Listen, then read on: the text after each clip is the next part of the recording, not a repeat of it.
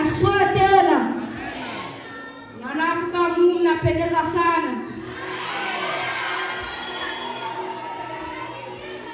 Na mimi pia napendeza sana.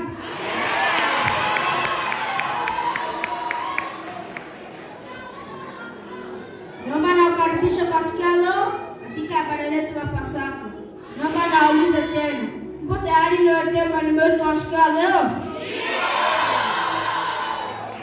Sawa, karibu wetu wa siku ya leo kwa neno lako na kwa ajili ya Mungu. Wakisimama tupige makofi.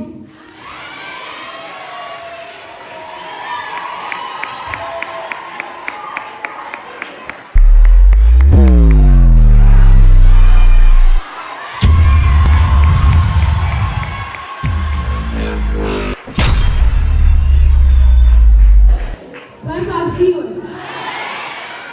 Asifiwe tena. Namkaribisha mtumishi Daudi atuombee.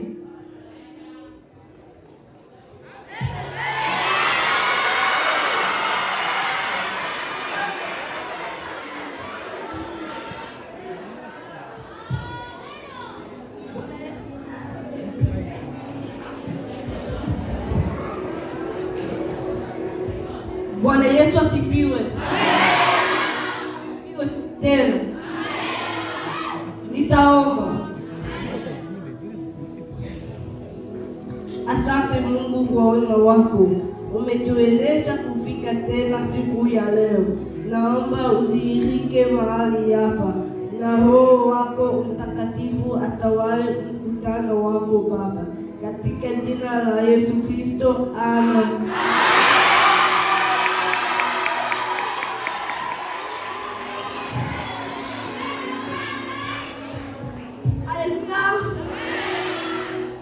Neno la leo ni kifo cha Yesu kina maana gani kwetu? Fungue kitabu cha Mathayo sura 20 mstari wa 28. Namkaribisha Marcele atusome.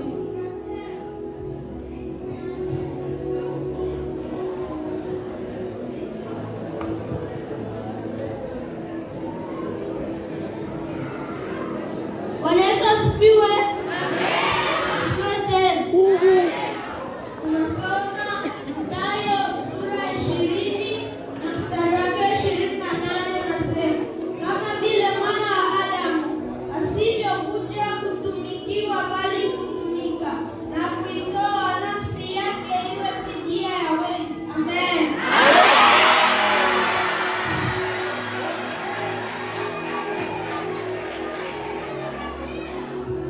Haleluya. Yesu toa wake ili kulipa fidia kwa ajili ya mwanadamu. Kupitia fidia hiyo, Mungu anafanya iwezekane kila mwanadamu aishi milele. Yohana sura 3 mstari wa 16. Namkaribisha Devine atusomee. Bwana Yesu asifiwe.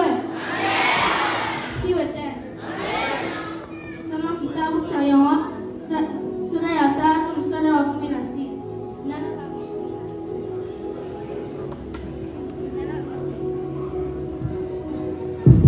Neno la Mungu linasema, kwa maana jinsi hii Mungu aliupenda ulimwengu hata akamtoa mwanawe pekee, ili kila mtu amwaminie asipotee, bali awe na uzima wa milele. Amen.